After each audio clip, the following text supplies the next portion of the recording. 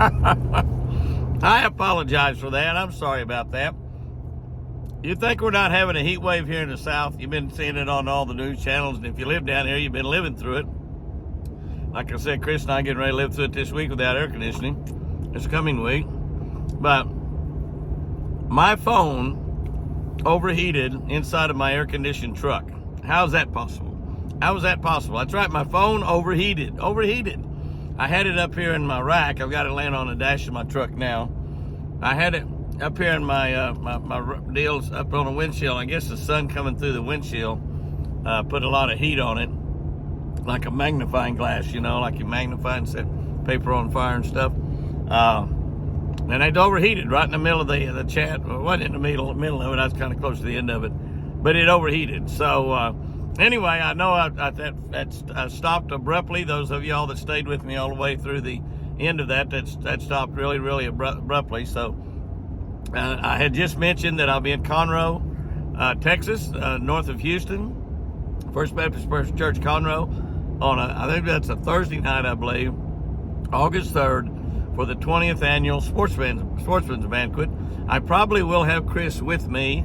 I'm probably going to take her down there with me, and hopefully, I might also have Benelli with me. So, those of y'all want to say hi to Chris and give her a hug and say a prayer with her, that you sure can. Those of y'all want to see Benelli and give her a little pat on the head, she would love that. I may have both of them. I know you can take a dog to a sportsman's banquet, even if it is in a church. So we're going to have a great evening down there. They're going to have prizes.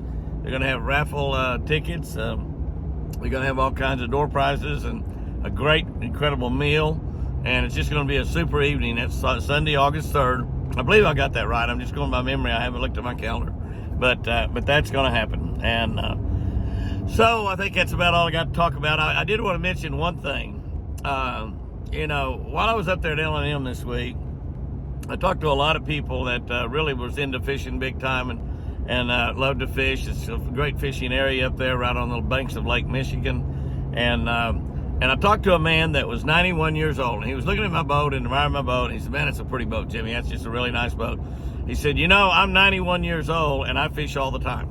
He said, "My boat's not quite as nice as yours, but it's pretty nice. And I fish all the time." 91 years old. Now, I don't know how old you are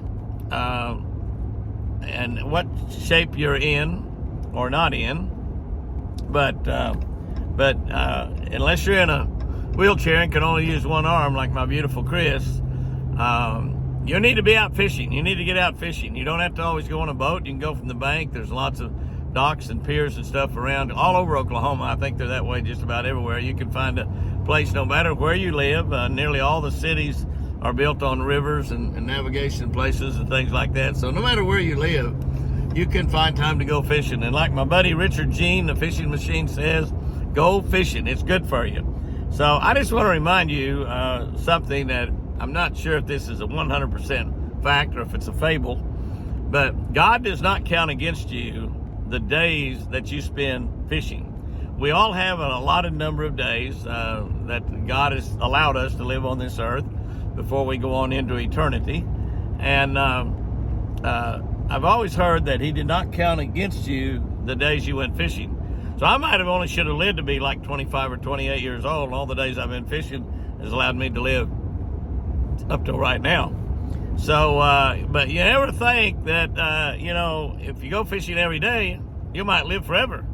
But don't miss a day. Don't miss a day, because that way you might have used all of them up, and those days it's not being counted against you.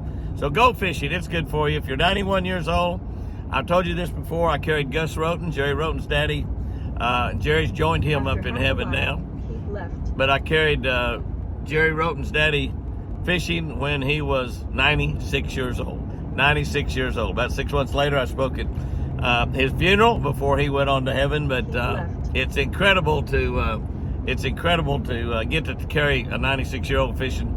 I've had a couple of you. My buddy Wayman Tisdale's son, Bubba, told me one time, he said, "Uncle Jimmy, I'll take you fishing when you're 96 years old." Bubba, I'm going to hold you to that. I'm going to hold you that for sure, buddy.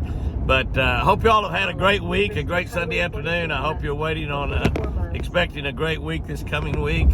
Chris and I are going to be at the ranch all week, And we're expecting a great week and then a great birthday party next weekend. We're going to have a lot of cake and ice cream and kids and grandkids and great-grandkids, and we're just looking forward to that so much.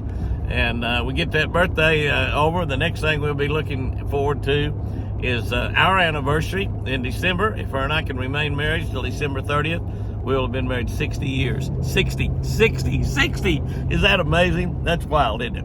Guys and girls, go out there and have you a great one. I apologize for this. I apologize for this Sunday afternoon chat being this long. I apologize also for it being in 2 parts, but that my iPhone overheated in an air-conditioned truck. And it's nice and cool in this truck, I gotta admit. But I guess coming through that windshield up there, back on it, it was too hot. And I looked up and the temperature gauge was showing up there, and it said, you gotta cool this phone off before you use it anymore, dude.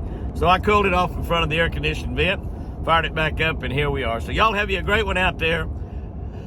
Smile at everybody you meet. Be a part of the solution, not part of the problem. And remember, I sure do love you.